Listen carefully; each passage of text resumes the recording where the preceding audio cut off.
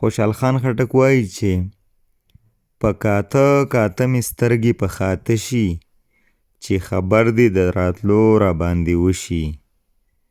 ته خو وس له ما نه لاړې مرور شوې، دا زما یاري دې هم ګوندې په زړه شي. ګوره تا را باندې کومې کوړې وکړې، که په پښو درځنې درومم زړه مې نشي. چې دیدن د مین وکړم تازه شم، لکه کښت چې په باران سره اوبه شي.